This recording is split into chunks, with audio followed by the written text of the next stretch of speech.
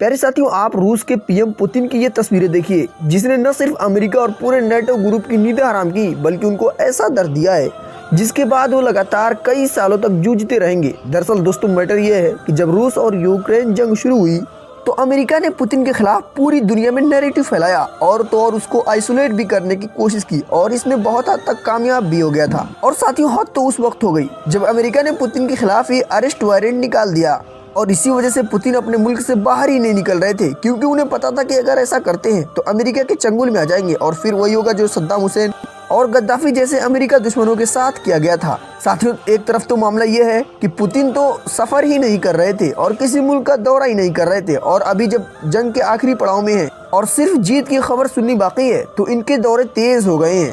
और उस वक्त पुतिन सिर्फ 2 ही देशों का सफर कर रहे थे और अभी पुतिन के दौरे बहुत तेज हो गए हैं, क्योंकि उनका इरादा साफ है, अमेरिका से जंग करना, उसको खत्म करना और उससे अपने खिलाफ किए गए नैरेटिव का बदला लेना।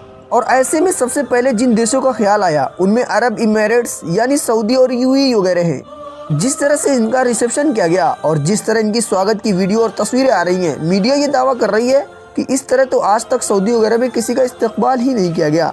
अब साथियों, सवाल ये है कि इतना अच्छा और बेहद मुनज़्ज़म तरीके से इस्तकबाल क्यों किया जा रहा है, जबकि सऊदी और दुबई वगैरह तो अमेरिका के खास दोस्त हैं। और पुतिन ने सबसे पहले इन्हीं देशों का दौरा क्यों किया, जबकि पुतिन को तो ये खतरा है कि उनको पकड़ लिया जाएगा। तो साथियों, इसका जवाब साफ और क्लियर है कि इजराइल और हमास की जंग।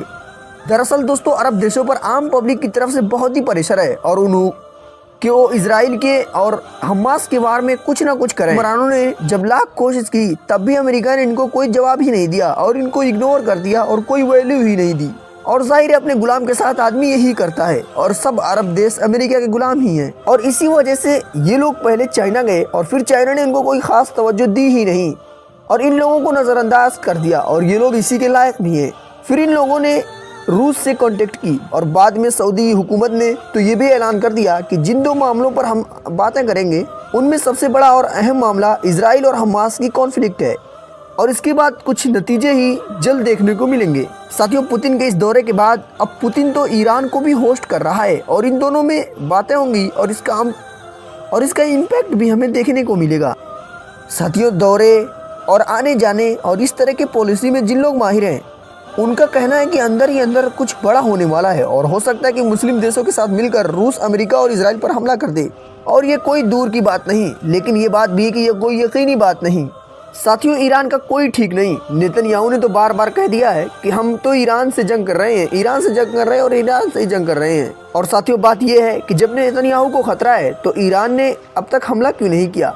साथियों, ईरान को इस बात का डर है कि अगर वो हमला करता है तो अकेला पड़ जाएगा और दूसरे देश उसका साथ नहीं देंगे तो हार पक्की हो जाएगी। लेकिन जब जंग होगी तो इजराइल अमेरिका का साथ जरूर देगा।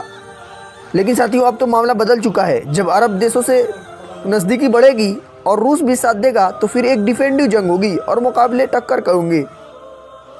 प्यारे साथियों, अब हमें इजाज़त दीजिए और वीडियो को लाइक करके चैनल को सब्सक्राइब भी कर लीजिए।